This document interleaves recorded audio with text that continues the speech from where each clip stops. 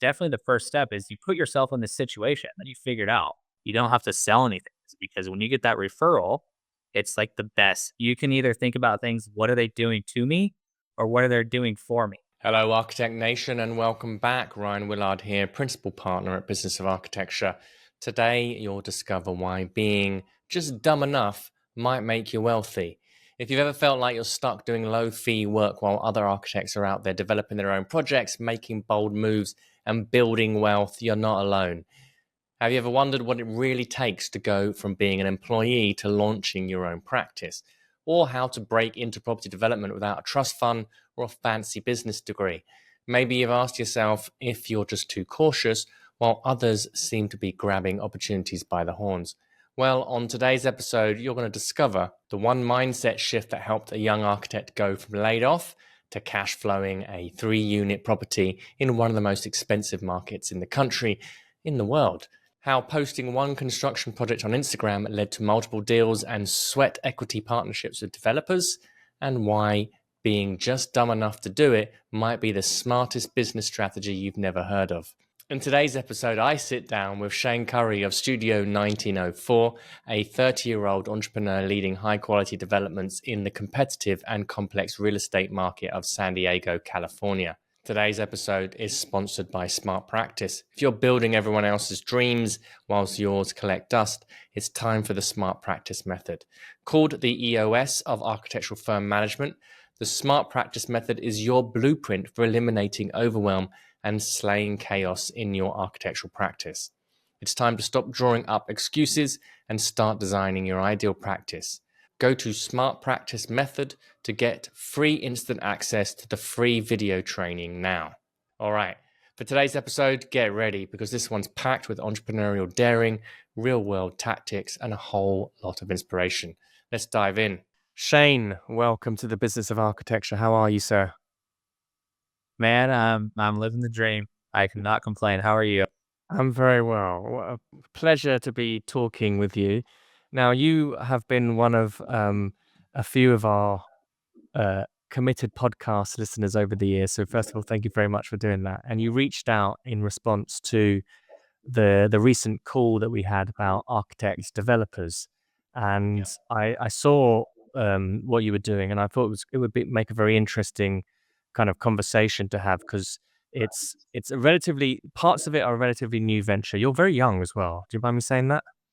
How old are Oh you? yeah, I'm 30 Yeah, years old. yeah. So that's really inspiring as well for me. Is hearing young architects, young designers, and you're kind of breaking the mold of what traditional practice could be, and not afraid to get started with kind of small development projects, making that mix of architect developer, um, also doing a traditional architectural services.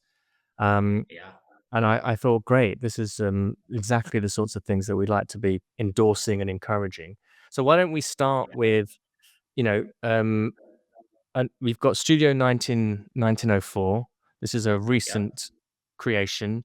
You're doing traditional architectural design services, and there's also some projects that you've been doing which are kind of architect developer led, and you're also serving a lot of developers with architectural services. So perhaps we start from the beginning. How did it start? Where are you at?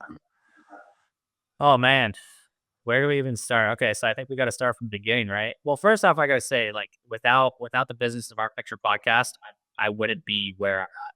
So it's like like I've always kind of been one to take life by the horns, and steer where I want to go, right? Because I'm in Mhm. control. But the value that Business of Architecture you and Enoch providers just is has been so inspirational and given me a lot of the motivation, right? To make the jump and do what I'm doing. And it's just like me seeing that episode is a true, very, very true testament of taking action, right? And what you want to do in this life, right? Because that's all Mhm. it takes is grab that shit by the horns and take control, right? Yeah, And absolutely. if you guys didn't reach out, I probably would have emailed you again, you know? Because it takes that persistence and and that's just kind of what it takes. Or maybe that's not what it takes, but it's worked for me so far. Yeah. So just taking control, doing it, not even thinking twice, and just doing it. So, that right there kind of defined who I am as a person and just taking control at whatever you're doing and just going all in, right? Mhm. That's one thing that I've realized in the last year and a half that I've been an entrepreneur solely, solely doing architectural services, design services for developers, for myself, and you know, just down the line. So let's back up. Um, I should probably tell you a little bit about myself. Born and raised in San Diego. My grandfather, as he's kind of a self-proclaimed engineer, he's built houses. He built a boat that he sailed the world with, the South Pacific with, and that obviously got passed on to my mom. My mom grew up building stuff and super super creative throughout my entire childhood. And then, that gets passed down from building Legos to doing drawings to building little train sets. It's just the little creative boy that had severe ADHD, right? Mhm. But once I'm not saying that I conquered this ADHD thing yet, but what it has allowed me to do is when I get focused, I get freaking focused, and I'm Mhm. hyper focused, right? And something that I want to do. So But um, they often bill ADHD now as being the kind of, entrepreneurial superpower. So it it uh it doesn't always work, but when it Mhm. does, it does, right? Because I'll be working, and Michelle, my fiance, will try and get a hold of me, right? Mhm. And I'm for hyper focused in what I'm doing because I have a really good idea and I need to get it modeled, right? Um, but then I went to design school. I went to interior design school out here in San Diego. Uh, and then graduated from there. Immediately, I had this skill of doing renderings. So I used SketchUp and Lumion. I learned those in school. Mhm. And what I realized is that not many of my colleagues in school or the firms that I reached out to knew how to do rendering. So 2018, I started Render San Diego. And that was with the idea of providing quality renderings for everyone. I've always been very inclusive, right? So, and I also saw that renderings were kind of this luxury, right, for some design firms. They were, Mhm. the bigger design firms where they either had someone or they outsourced it, right? And so these smaller one person interior design firms or smaller one person architecture firms, I could hit that niche, right, Yeah. and offer that service, and it worked out really well for. But at the time, I was 22 years old and knew nothing about business, but I had a really good product, right? So that lasted. I've actually sold my hot rod. I had Mhm. a nice hot rod car that I sold to start this business because it was right when I graduated. That only Was this lasted a was little this bit was this a car because, that you'd built yourself, presumably? yep, yeah, I built this hot rod with my stepdad because we've just been in building. Mhm. So it was really sad, but one thing you realize is that you can always do it again. So sold that car, started running to San Diego. I sold it for $10,000. This $10,000, I was still living with my parents at the time. And got me through about a year. Okay, so I was 22, going on 23, doing miscellaneous rendering jobs. And again, I knew nothing about marketing, nothing about Mhm. business, nothing about anything, but knew how to do a product. So I learned that the hard way, and that was kind of Render San Diego was a really good learning experience. So 2020, I was 23. I kind of realized that I wasn't really making any money doing Mhm. these renderings, and also I was like, I didn't know how to charge for these renderings, so just do them really cheap. Like I think I did like I probably worked I probably did like a project that I would charge now for like 4 grand. I think I charged them like $300 at the time. And it's just like I just needed I needed the business. I had no idea how to charge. I was scared to charge. That's another thing that the business of architecture has taught me. It's like, dude, we provide so much value as designers. Like, I think about it like this. Look, we charge personally like $22,000 for a 3 unit project here in San Diego, right? Mhm. That $22,000 is minor to what that developer is going to make in the long run, right? So we provide a lot of value that changes people's lives. And so, we should be getting paid for it. Mhm. So, um, long story short, we provide a lot of value. So I gotta say, business architecture has really taught me to not that I still know how to charge or know how to charge now, but best believe we provide a lot of value to the industry, right? And real estate and lives in general. So backing up, so 20 I was 23 years old. Renderings wasn't really going anywhere. Wasn't making any money, didn't know how to do business, did not do anything. So I would go apply for a few um, part-time design jobs. So I worked under a office designer. I worked under a landscape designer. Um, and that's about it for the following years after 23 years old. So 23 to 25, work part-time under a few different people. And these are just Mhm. single people firms. About 26 years old, I hit up a local architect here in San Diego, local architect developer, and just hit him up on Instagram. Another testament of taking action, right? Hit him up on Instagram. Hey, do you can you provide it? Or I want to learn architecture. Went to design school. Told him a little bit about my background. Told him the skills that I have. Are you taking on any interns? He's like, oh yeah, 100%. Come stop by. So we hit it off. Went to work for him for about 3.5 years. So that was in 2020, in February 2020, when I started to work for him. Right during COVID, he took that chance. Uh, those 3.5 years were very instrumental to where I am right now. So I got to give it up to him. He taught me a lot about the industry, a lot about architecture, and a lot of you know and he was doing his own development jobs as well. So Right. smaller development jobs. So just a one off here, one off there, type things. Nothing that big. Just a simple, um, ADU or home. A lot of residential projects. Year and a half ago, it was November or it was October or August of 2023. Um, I got laid off, and it was the perfect time to start my own thing because um, California, I'm sure you're familiar with this, California decided to push this ADU program, accessory dwelling unit program, Yep. in hopes of solving the housing shortage that we have in California. And it was a perfect time because while I was working under that architect, being from San Diego, posting on Instagram, people started to see what I was doing, right? I started to get side jobs in that 3.5 years, right? Just doing really good work. And then as soon as that 3.5 years, or as soon as I got laid off, I just started hitting people up, hitting people up. Hey, I'm on my own. I'm starting to, start my own business. And, it's just gone up, from there. So, um, yeah. So, Well, one of the things I like about the what you're sharing here, and this is something that a lot of people listening can kind of try and tap into, is your unabashed energy of just reaching out and connecting with people.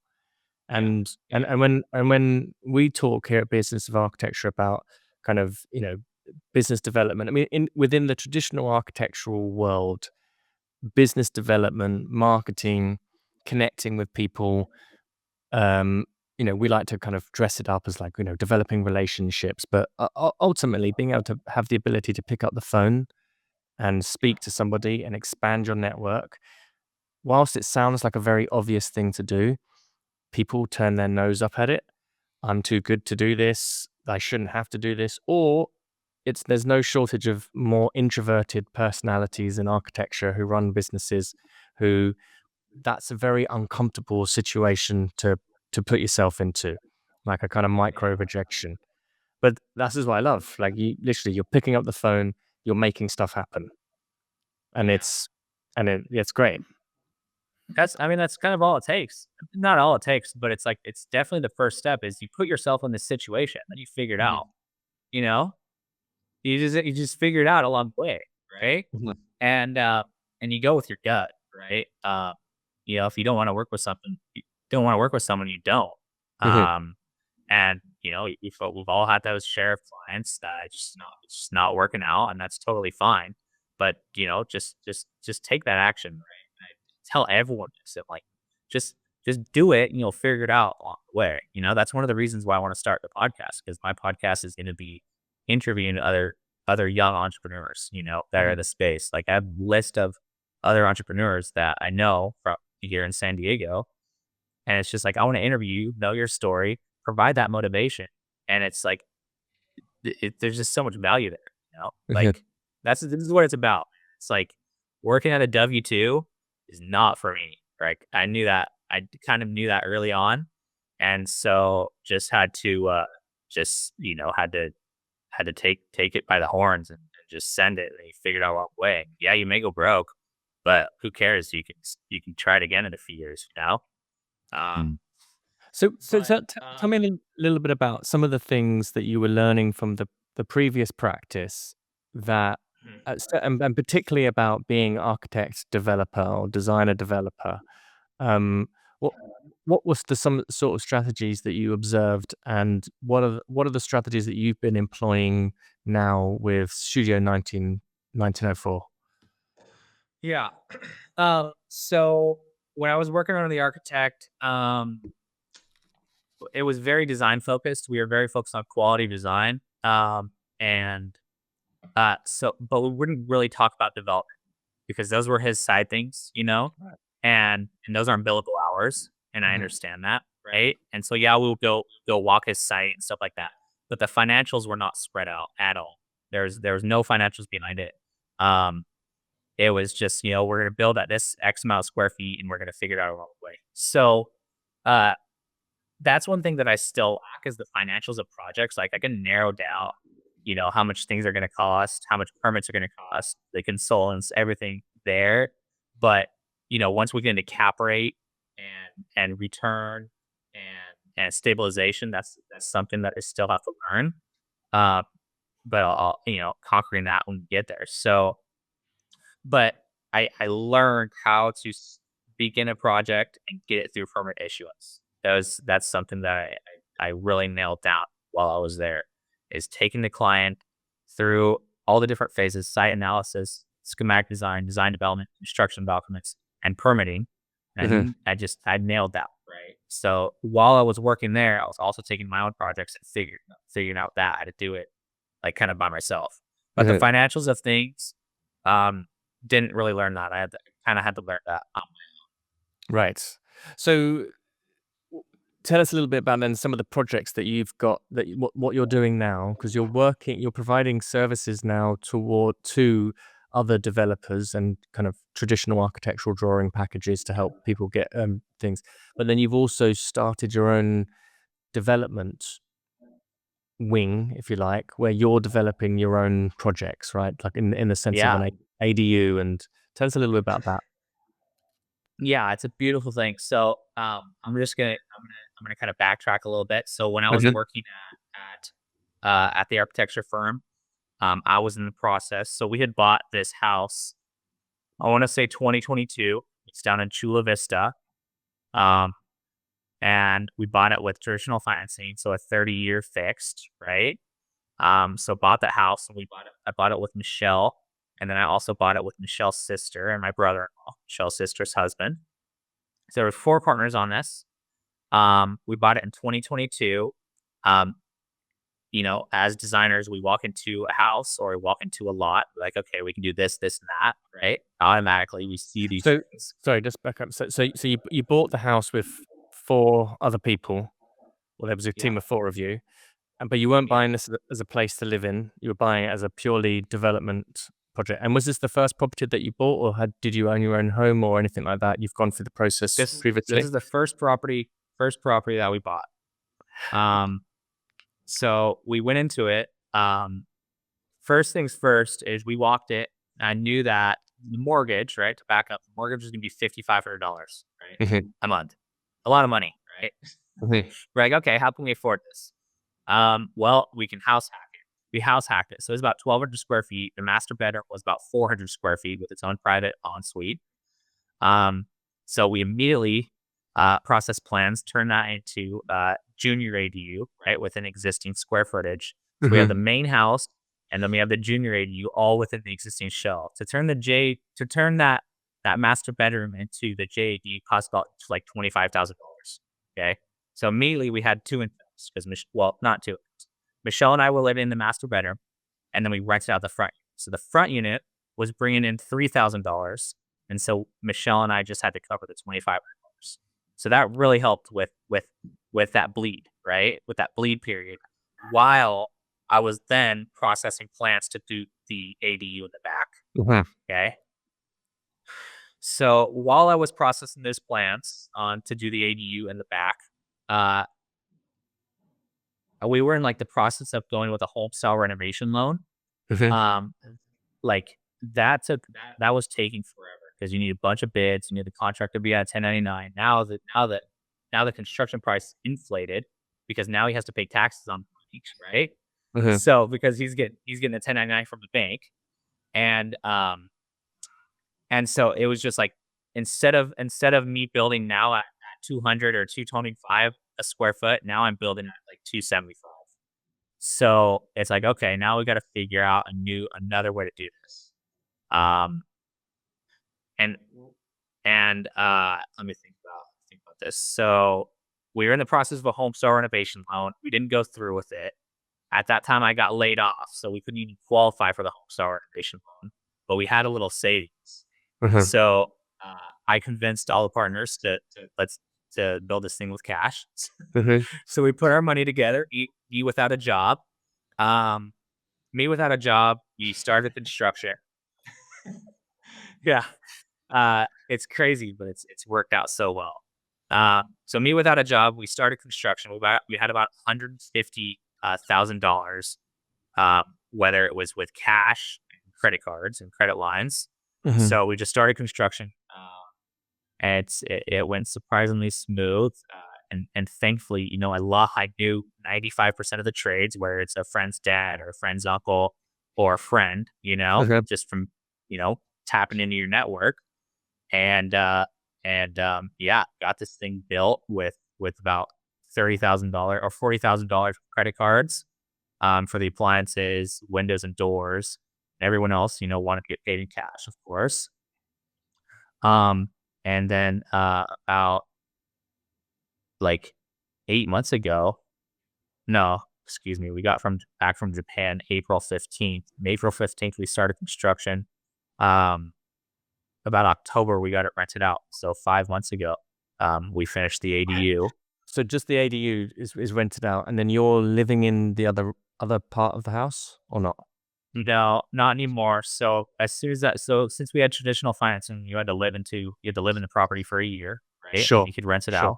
Yep. So as soon as that year was up, we moved out with my in-laws, Yep. just so we could save, Sure. and then Sure. built the ADU. So with our expenses really low. So all in And all, and the other um, and the other couple, were they living in the house with you, or they moved out? no, no, yeah, they never moved in. They never lived in the house Gotcha. because yeah, you just need one owner to live there. So Sure. Okay. yeah, for the terms of the loan. So hopefully that made sense. Yes. Um, Yeah, I'm with you. I think that's so it's just really great to hear do it like being innovative, and particularly like that was your first house purchase.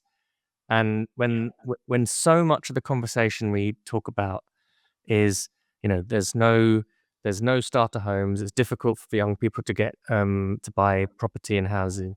And here you've just brought some entrepreneurship to it, done something a little bit different. You've taken some risks, and you've kind of innovated on a property to solve a number of different solutions.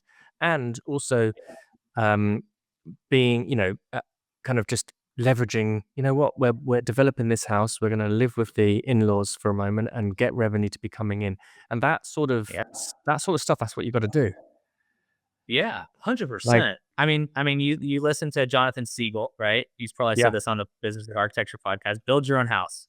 Build Hmm. your own house first, right? And again, just kind of listening and taking action. And like we risked it all. We risked it all, and it's paying off fantastic. So I started it like as soon as we got back from Japan, I was unemployed. Hmm. And I had these side gigs going on, but literally risked all. And now we're in the process of refinancing to get our cash back. So, all in all, I mean, again, this is back of the napkin pro formas and stuff, right? So if our mortgage is $5,500, now it's gone down a little bit, thankfully. So $5,400 now.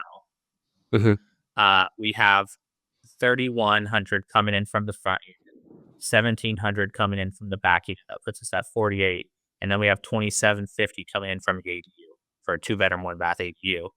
So now we're about $7,400. Mortgage is $5,400. That means we're cash flow positive $2,000. I don't Love know it. how it worked. It's Congratulations. great. Yeah, thank you very much. And now Congratulations. it's pretty awesome. It's pretty awesome, and it hasn't been all smiles. I'll tell you that. Hmm. But you've gotten through it, and now we have a great asset in San Diego. So, in this really well up and coming part of San Diego called What? Chula Vista. Yeah, and I think it's worth kind of noting the congratulations that is deserved in doing it in probably one of the most sought after bits of territory on the planet. Southern California is the kind of place where housing is so difficult to kind Yeah. of get into the market, and that's Yeah, it's great. 100%. And I could not have done it without the people that I know, you know? Hmm. And so it's like your network, they always say your network is your net worth, and that's so true, you know? Like if we didn't have this really well-known realtor that I know personally on our Hmm. side, we probably wouldn't have got that property because it was a really nice property, you know? Hmm. And yeah, it's just yeah, your network has to be good. And from this property, I post on my Instagram. I post the entire construction process on my Instagram. And so from social media, I met a few other developers, and now I'm in on my second deal in a better neighborhood, San Diego, called Pacific Beach, right? So now I'm using my architecture, my drawings as equity, as sweat equity into this next deal. And it's again just taking action. And yes, I'm So so let's grateful. talk a little bit about that as well, because I was watching some of your videos, and you did a lovely video of I think it was called the Batuta House, the Batista House, Yeah, Batista, that's in Mission Hills. Batista. Yep. Yeah. So, but this was a project that you had done traditional architectural services for, produced drawings for a developer, and then done it. So you're using social media. You kind of made a nice film and video there of you walking through and explaining what the kind of thinking behind it was. Yeah. Um, so you documenting the process of this ADU build, communicating it on social media, actually got you in contact with more developers, and now you're putting in your sweat equity as your kind of investment into the project, onto this next one. And then what are Yeah. you still providing architectural services then to other clients to kind of bring in cash? And then you've got cash flow obviously coming in off this ADU that you've just completed. Right. Yeah. Yeah. So that ADU, we have to split 2 grand between 4 people. So Mhm. it's only $500, but it is what it is, right? I'll take it. Um, yes, I'm still providing traditional design services, and to a number of developers here in San Diego, Mhm. and like I do zero advertising. I've never done any advertising. I've never done any paid advertising. It's all raw. It's all authentic through social media, through connections. That's like Yeah. you don't have to sell, you don't have to sell anything because when Mhm. you get that referral, it's like the best. It's the best way of getting jobs because someone heard of your services through someone else. They Mhm. trust that other person. They already trust you because they trust that person. So you already have that, you already have that good connection, at least what I've realized.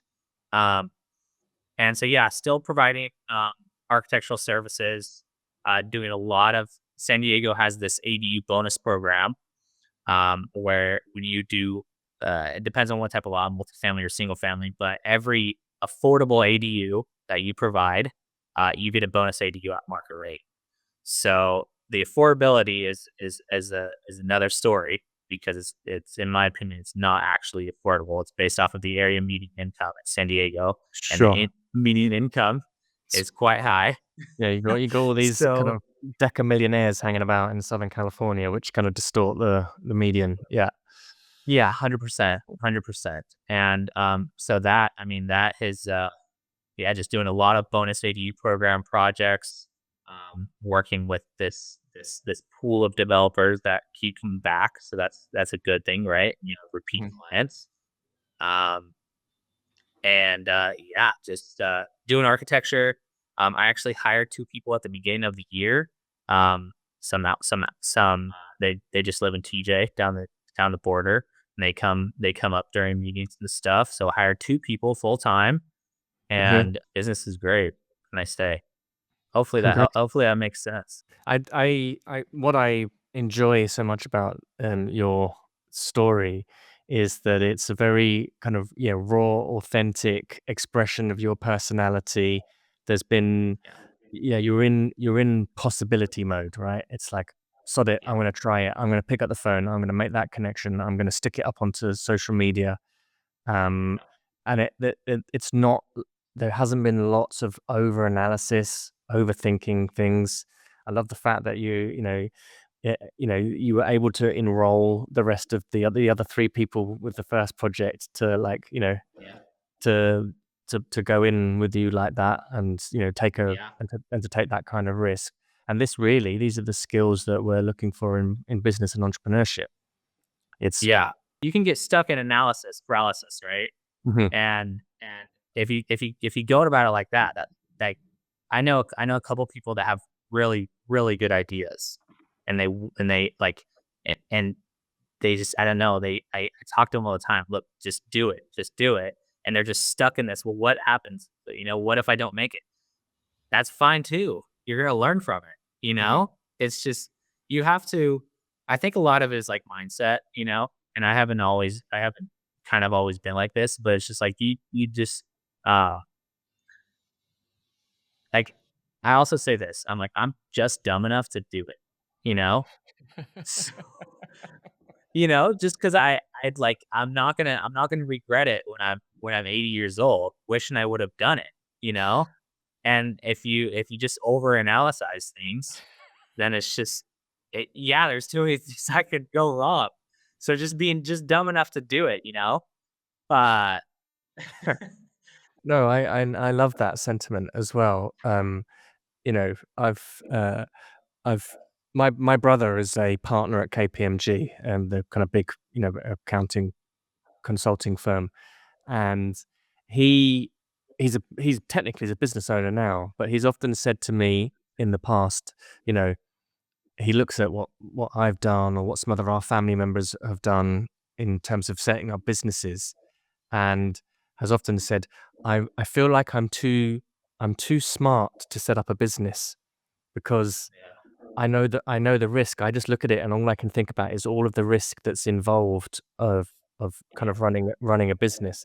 And I think a lot of architects get really caught up in that because we're used to being so analytical about every last decision.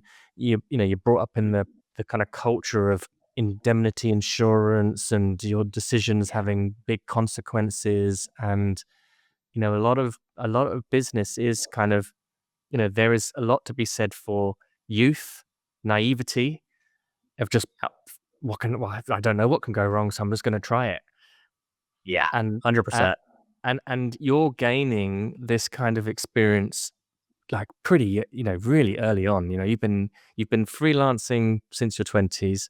You've got a piece of real estate that you've made work and cash flow. It doesn't matter if it's $10,000 a month or $500 a month.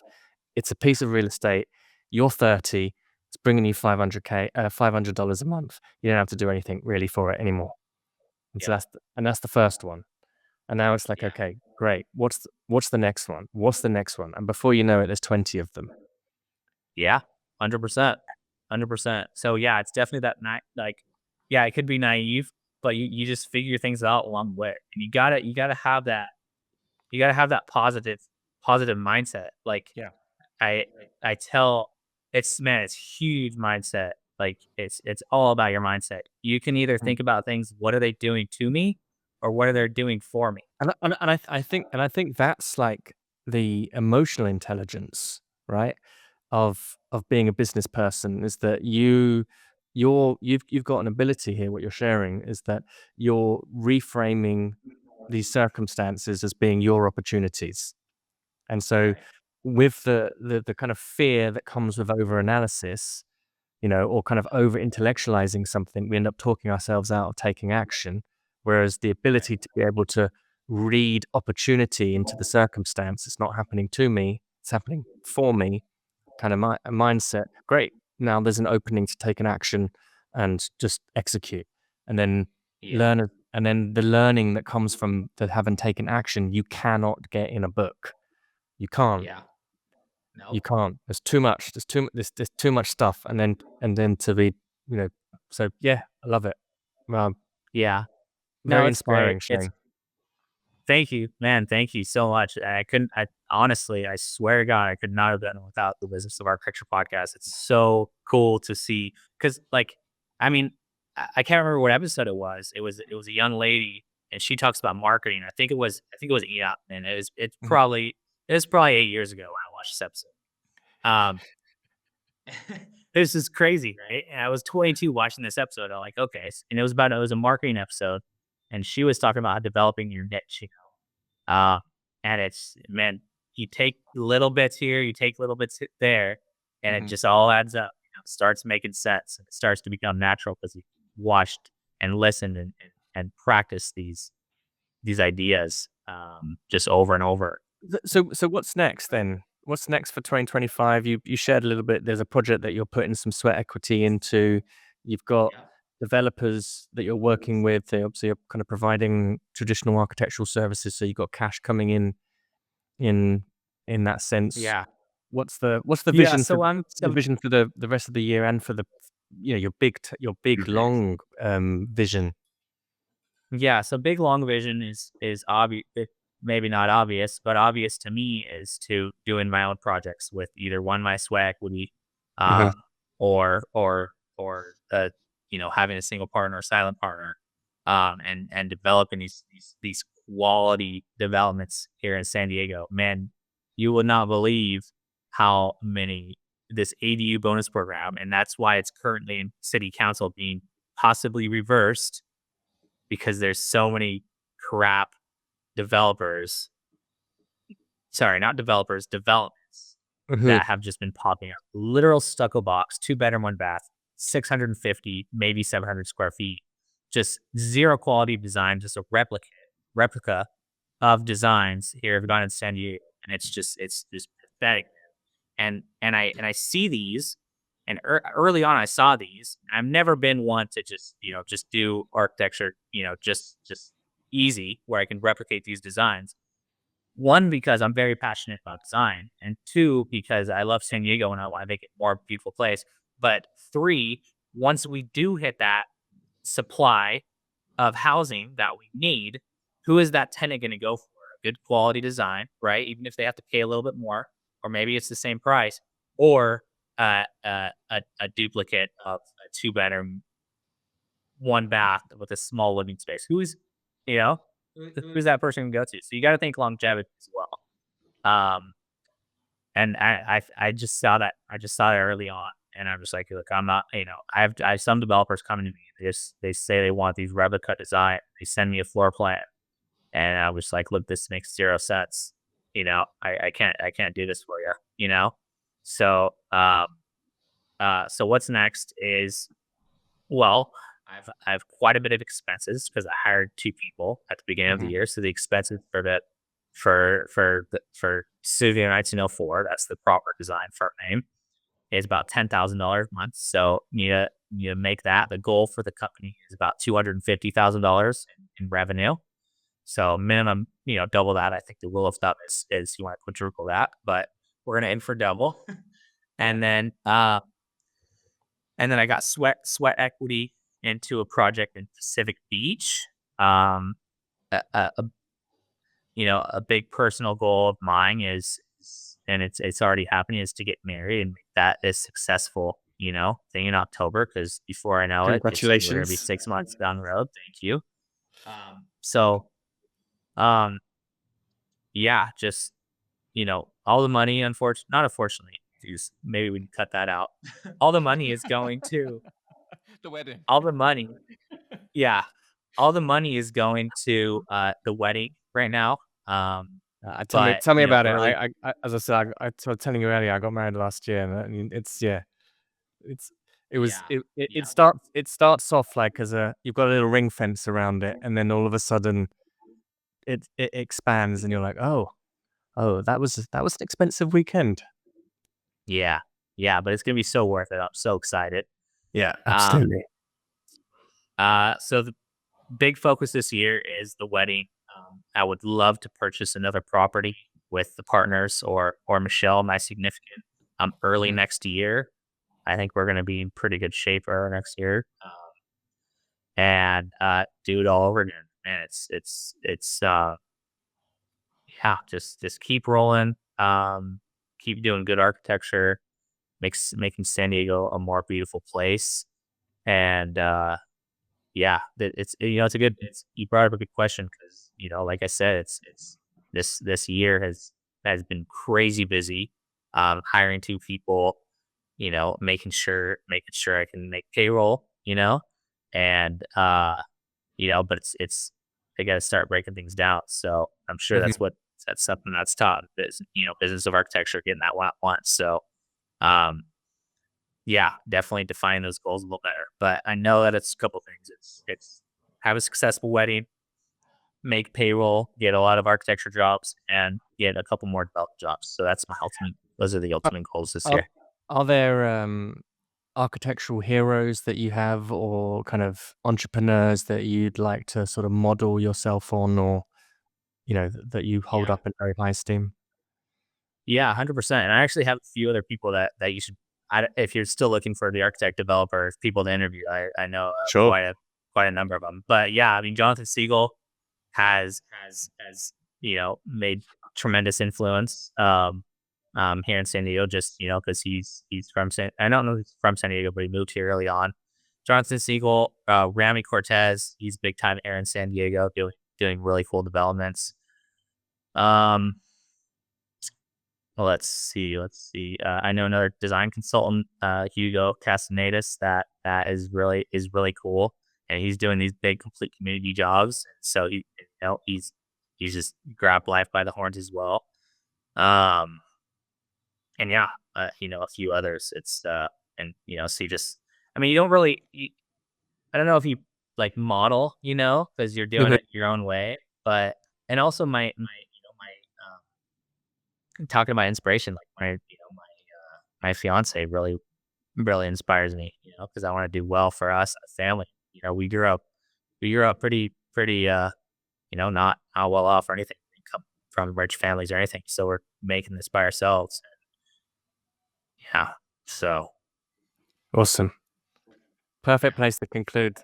Shane, really inspirational. I love your energy. I love the way that you've kind of just grabbing things by the horn. I think there's such a yeah, valuable lesson for like no matter where you are in your career or in your business, but that just sort of energy and saying yes and yeah, giving it a go, postponing all the intellectual analytical thought until after the action has been taken. yeah, Um, that's the game. That's really the game. So thank you very much for yeah. coming in and sharing your wisdom and your energy with us. Yeah, man, thank you, Ryan. It's been an absolute pleasure, and just man, I can't believe I'm here talking to you. It's been a dream of me. Been a dream of mine for a very long time.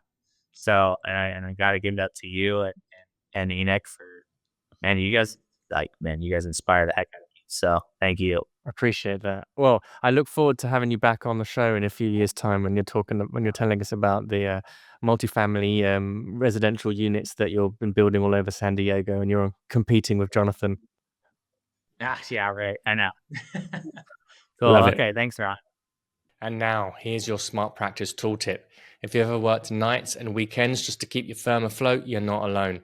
Let's face it, many small firm architects feel frustrated and even burned out, buried in admin work instead of design.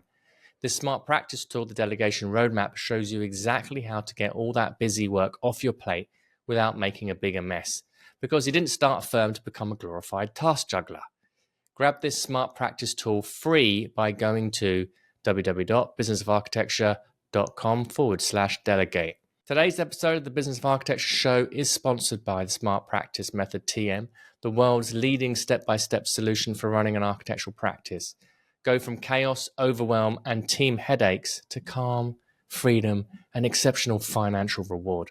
Because you see, it likely isn't your architecture skills that hold you back. It's the business aspects of running a business, managing projects and people, dealing with clients, contractors, and of course, money.